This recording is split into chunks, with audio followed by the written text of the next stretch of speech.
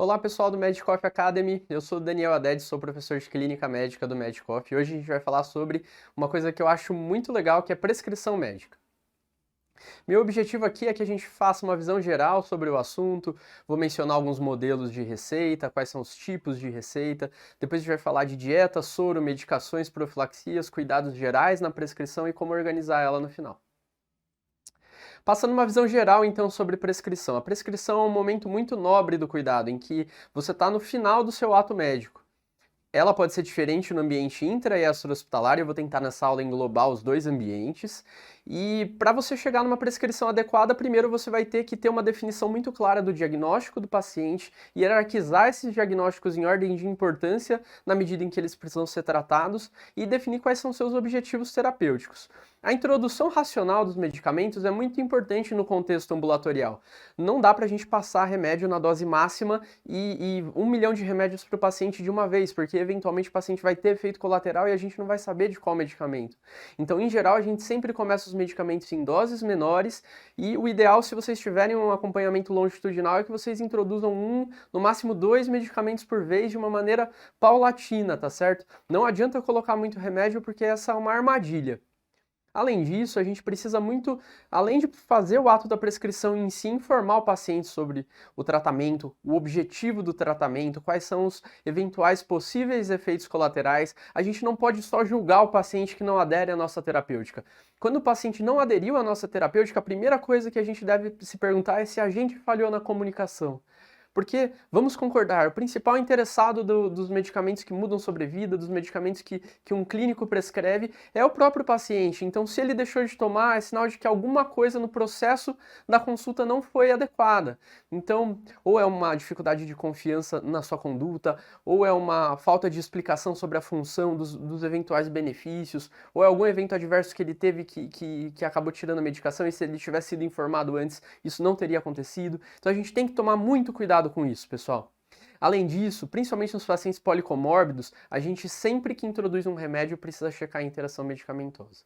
Um exemplo, sei lá, um senhor diabético que usa um sildenafil, um tadalafil por conta de disfunção erétil, e aí ele tem uma dor anginosa, você prescreve o nitrato, ele pode parar no PS chocado pela interação entre esses dois medicamentos. Então tem que tomar muito cuidado.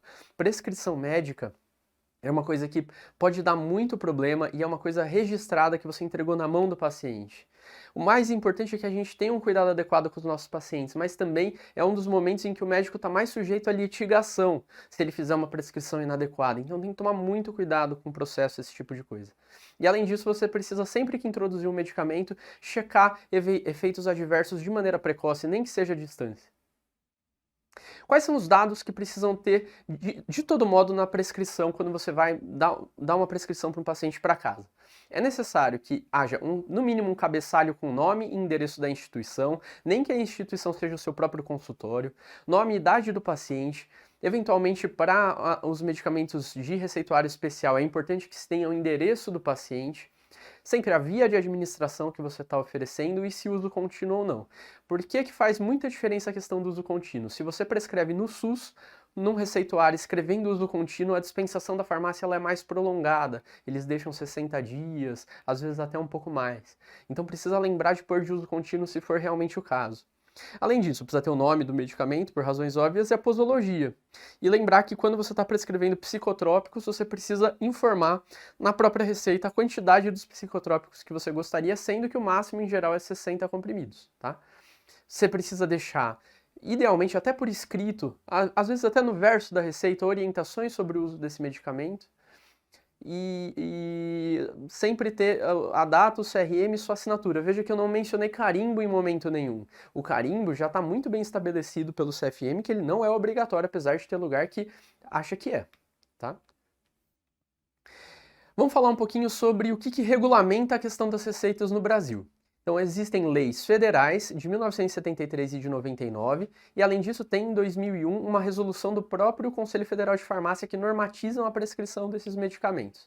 Existem uma série de tipos de receita, e a gente vai ver um por um agora. A receita simples, branca, que ela pode ser utilizada para medicamentos anódinos, ou seja, os medicamentos que você pode comprar sem receita, sem prescrição. E ela também pode ser utilizada para os medicamentos de tarja vermelha, onde está escrito nesses medicamentos, venda sob prescrição médica. Vocês veem que no Brasil, apesar de estar escrito isso, muitas vezes esses medicamentos acabam sendo prescritos e vendidos sem a receita, mas idealmente, quando tem essa tarja vermelha com esses dizeres, o paciente deveria ser obrigado a apresentar a receita para conseguir pegar o medicamento. Receituário de controle especial, então ele é importante para os medicamentos de tarja vermelha, onde a escrita está um pouco diferente, ou seja, venda sob prescrição médica só pode ser vendido com retenção de receita. Esse aí, em geral, todo mundo pega a receita mesmo, porque está muito claro, né?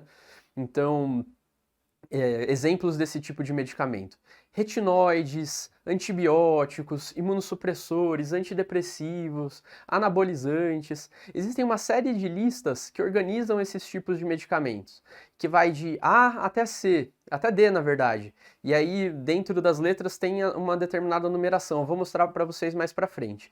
É importante saber que a partir do momento que você deu essa receita, ela tem uma validade de 30 dias. Então, o paciente precisa pegar o medicamento dentro de 30 dias, tá? É possível também que a receita seja uma receita azul, um receituário azul. E aí o receituário azul geralmente é para benzodiazepínico e outras medicações psicotrópicas. Precisa lembrar que quando você faz um receituário azul, você precisa fazer uma receita de controle especial também, tá? E na receita azul, nessa receita o carimbo é importante, na verdade é obrigatório, tá? A receita amarela, ela costuma ser um receituário para medicamentos entorpecentes, psicotrópicos, geralmente as anfetaminas. Ela também, você só consegue prescrever um medicamento por cada folha e você precisa do carimbo e também, assim como o azul, você precisa também no receituário de controle especial, tá?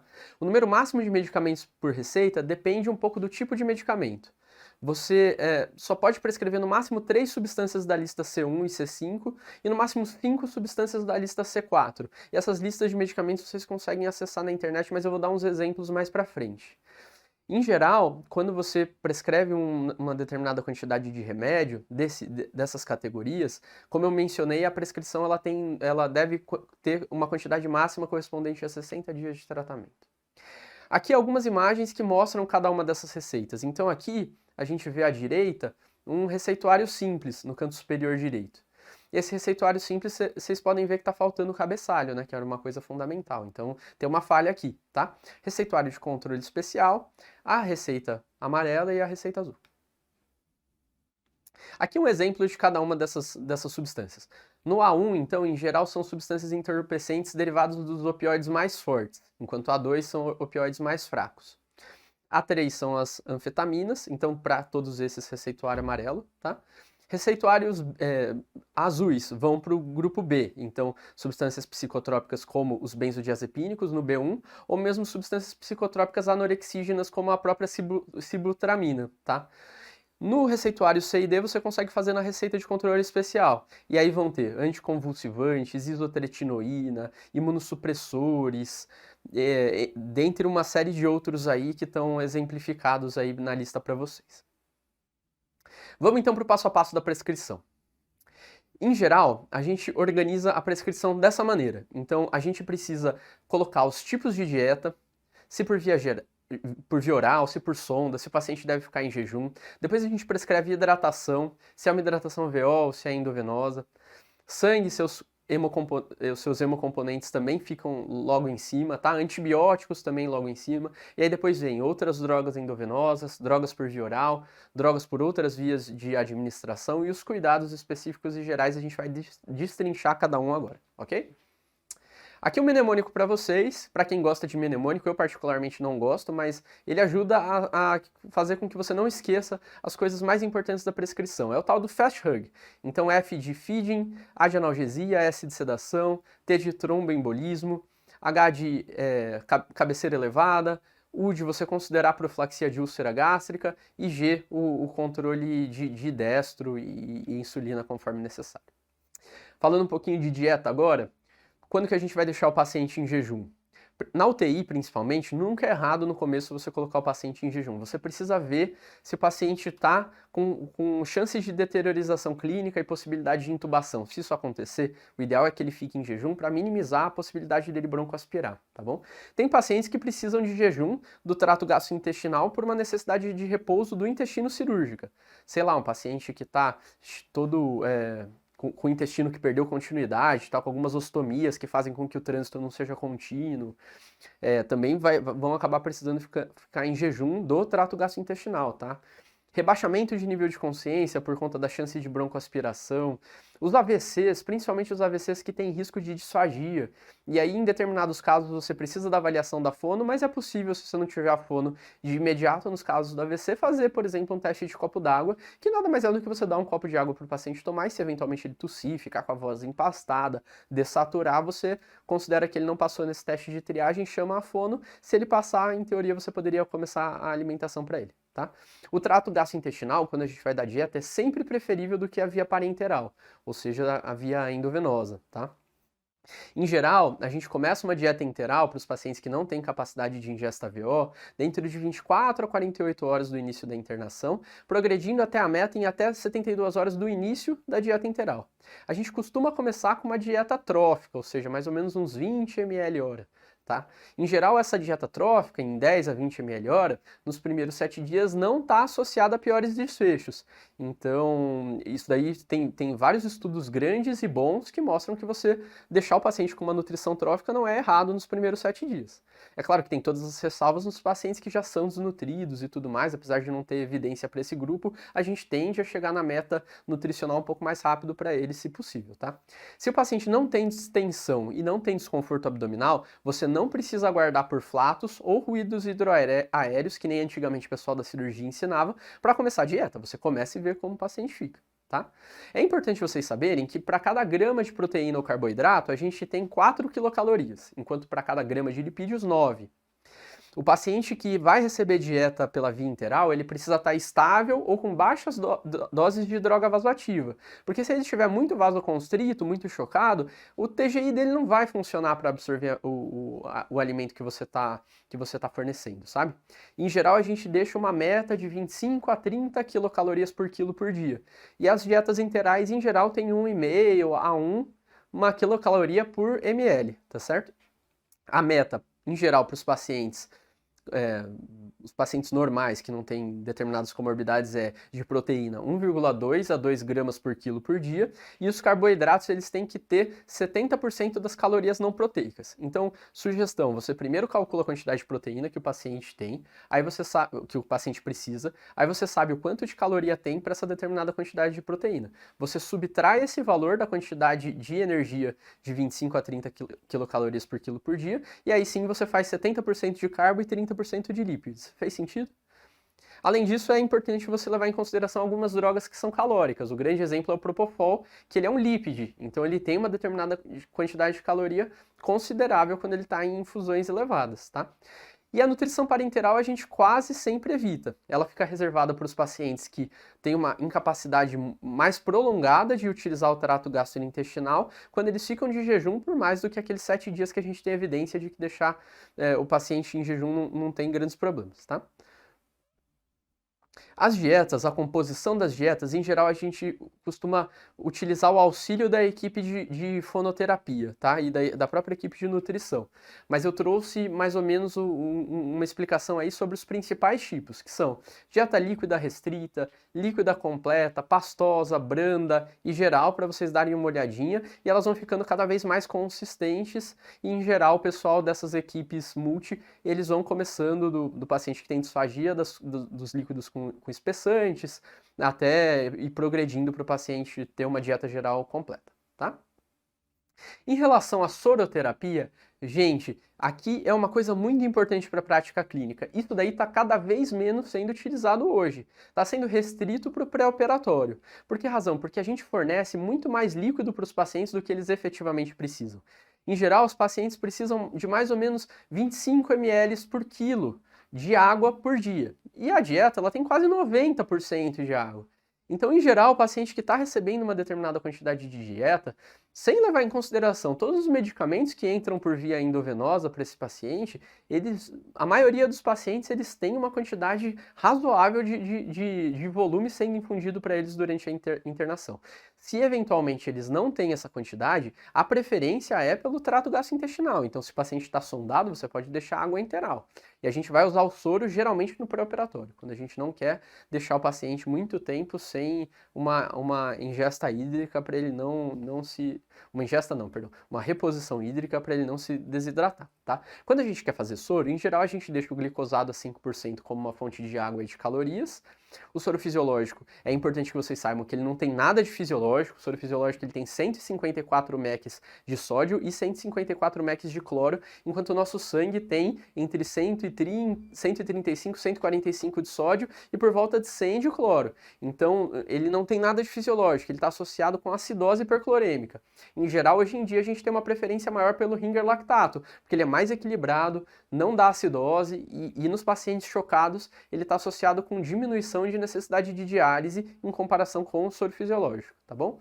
O tal do soro de manutenção basal, que muita gente vê aí nas enfermarias de cirurgia, aquela coisa de 1000 ml de soro glicosado, com 40 ml de NaCl a 20%, mais 10 ml de potássio a cada 12 horas, para deixar o paciente por vários e vários dias, isso daí você tem que tomar muito cuidado, tá? Pacientes mais idosos, pacientes que têm uma tendência a não tolerar bem volume, se eles ficam muitos dias com isso, eles podem se dar mal, ok? Quando a gente for prescrever um medicamento que seja parenteral, a gente precisa deixar o nome do medicamento, a concentração desse medicamento, qual a apresentação dele, qual a dose que a gente vai fazer, como se faz a diluição, o volume de diluição, a via de administração, velocidade de infusão, posologia, orientações de administração e uso.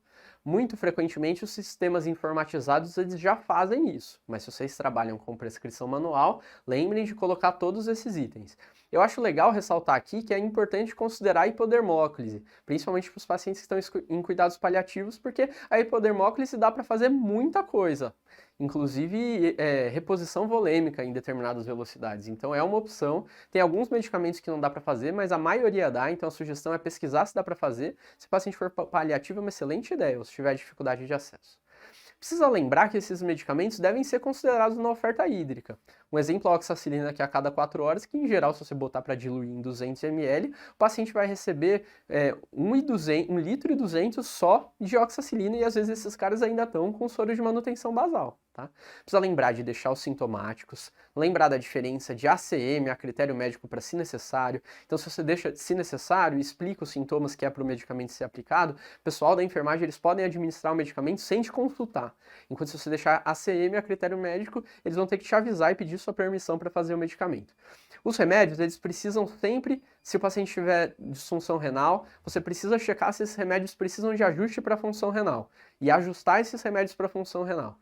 É importante lembrar que antibiótico, no primeiro dia, nas primeiras 24 horas, ele não deve ser ajustado para a função renal.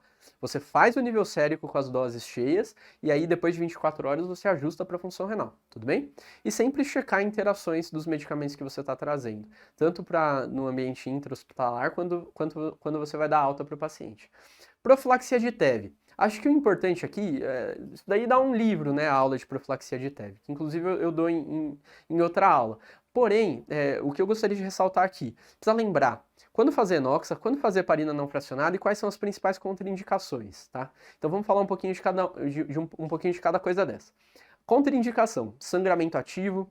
Paciente que está anticoagulado, é um erro muito frequente o cara tá, por exemplo, com varfarina ou com enoxaplena e ainda recebeu uma dose de profilaxia. Cuidado, gente. Paciente anticoagulado não precisa. Se teve uma coleta de líquor a menos de 24 horas, se ele tem perspectiva de ser operado dentro de 12 a 24 horas, precisa considerar suspender a profilaxia química de TEV. Se ele tem uma coagulopatia grave, um INR acima de 1,5, plaquetas menores do que 50 mil, com exceção da hepatopatia crônica, que pode ter plaquetopenia significativa por conta de sequestro esplênico. E o paciente hepatopata, o paciente cirrótico, às vezes, se ele não tem antecedente de sangramento de varizes, se essa não é uma hipótese nesse momento, ele tem uma tendência maior a fazer trombo também do que a população geral. Então precisa lembrar disso daí. Enoxaparina, se o clearance for maior do que 30, tá certo? E aí você coloca na calculadora lá do EPI-CKD. Você vai deixar 40 mg subcutâneo uma vez por dia. Lembrar que se o paciente tiver uma obesidade com IMC acima de 35, em geral a gente deixa 60, mas isso é meio imprevisível e a gente tende a pedir a coleta do anti-10A para ver se o paciente não está recebendo uma dose excessiva ou inadequada dessa enoxaparina, tá bom? O anti-10A ele consegue dar essa resposta pra gente. Eventualmente, se o clearance for abaixo de 30, aí a gente deixa a heparina não fracionada.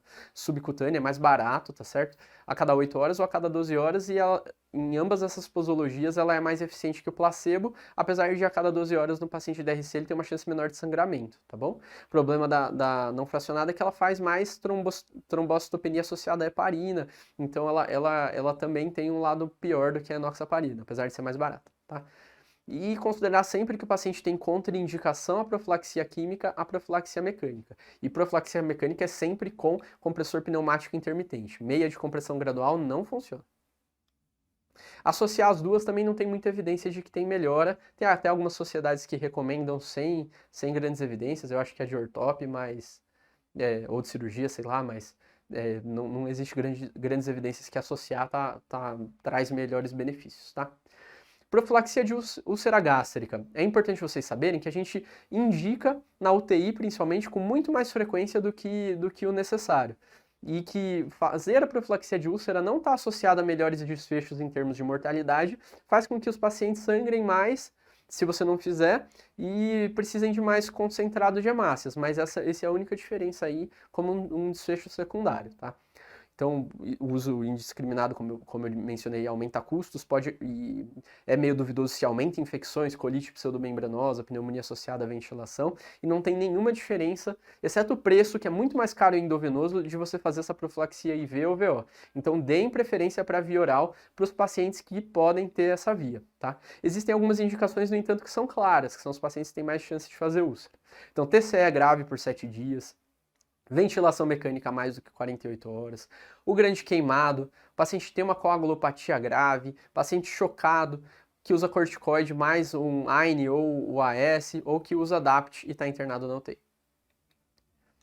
Agora a gente vai falar sobre cuidados, e cuidados, assim como os medicamentos, eles devem estar na prescrição. Existem cuidados específicos que você precisa sempre lembrar de colocar, e se você não lembrar, se você estiver no hospital privado, a chance deles te cobrarem é muito grande, porque eles faturam a partir dessa prescrição que você faz. Então precisa lembrar que fisioterapia pode e deve ser prescrita, oxigenoterapia também, se eventualmente é uma IC descompensada que você vai ter benefício de pesar o paciente, prescreva para pesar o paciente. Prescrever passagens de sondas, cuidados relacionados a sondas e dispositivos, prescrever a necessidade de quantificar balanço, a monitorização, tanto cardíaca de PA ou oximetria, solicitação de parecer de outros especialistas e outros a depender da doença do paciente. E cuidados gerais, como a aferição de sinais vitais de sua periodicidade, troca de curativos, se o paciente tem indicação de fazer banho, e outros cuidados de enfermagem que tanto o médico quanto a própria enfermeira, eles podem colocar na prescrição do doente. Então, a prescrição também é uma tarefa da equipe de enfermagem. E é isso, pessoal. Espero ter contribuído com vocês. Foi um prazer novamente poder estar aí junto com o MedCoff, contribuindo com tantos alunos aí espalhados pelo Brasil. Um abraço!